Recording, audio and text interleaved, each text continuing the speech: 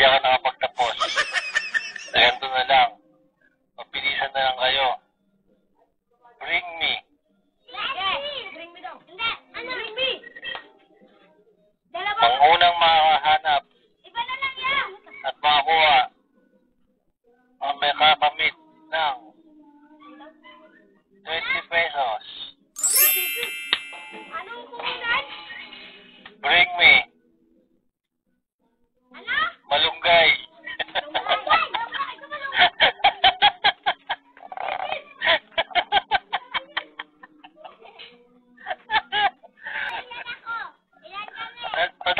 Dapat kumuha ka rin ng malunggay. Dalawa lang kami dito.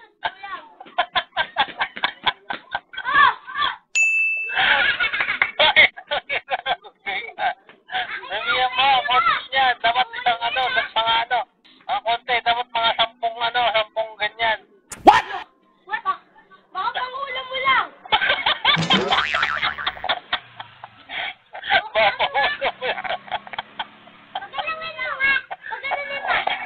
Ano, di mo kaya? 10 ganyan. 10? Oo.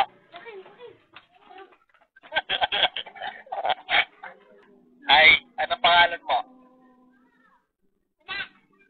Ha? Anong wala?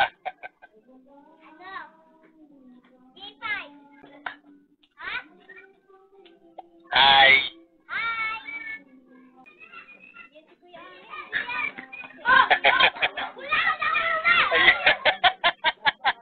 Oh, sige, pwede na yan. Ha?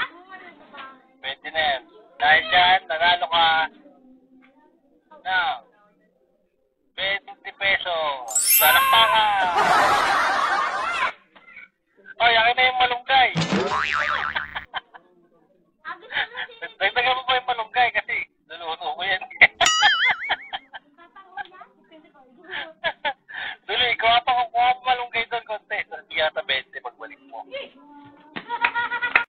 Bukas na ulit ang ating palaro. Tapos na. Ayun o, sa CCTV. Hindi na nagbukas.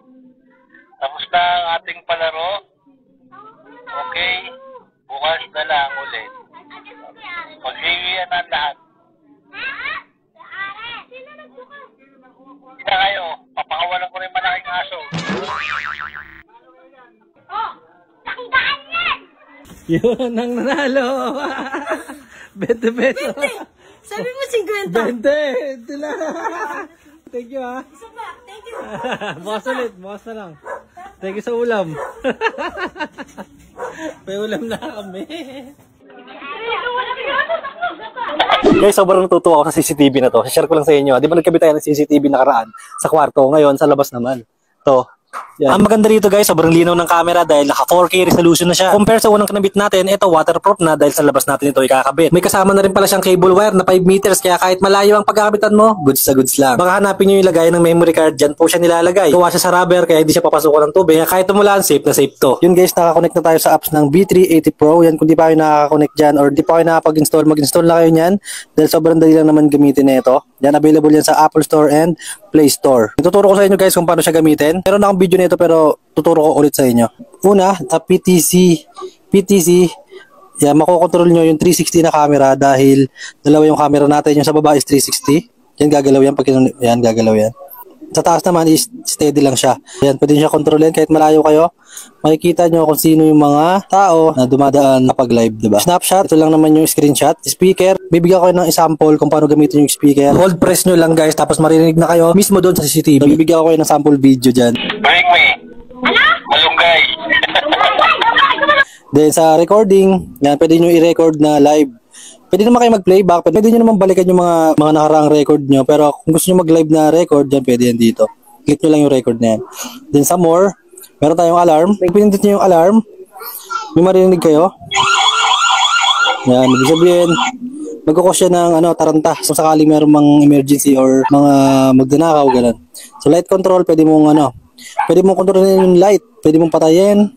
Pwede mong i-auto kasi pag naka-auto yan guys, automatic pag nagdilim yung paligid, automatic nabubukas yung ilaw. Then pag inon mo naman, yan, bubukas yung ilaw kahit umaga pa. Okay?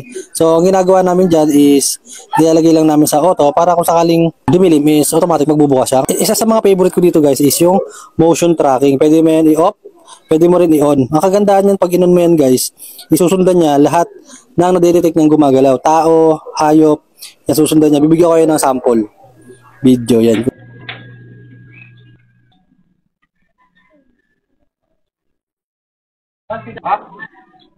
Then, yun, image setting. Yan, pwede mo baguhin kung ano yung gusto mo. Auto, full color, yan, bahala ka na dyan. Inverting, kung baliktad yung camera na pagkakalagay mo, pwede mo tagilid or ibaliktad. Kung baliktad yung pagkakabit mo ng camera. Then, yung PTC collaboration, magka-calibrate yung camera, iikot siya, pabalik din siya sa dati. Kumbaga parang nag-refresh lang siya, no? Yan.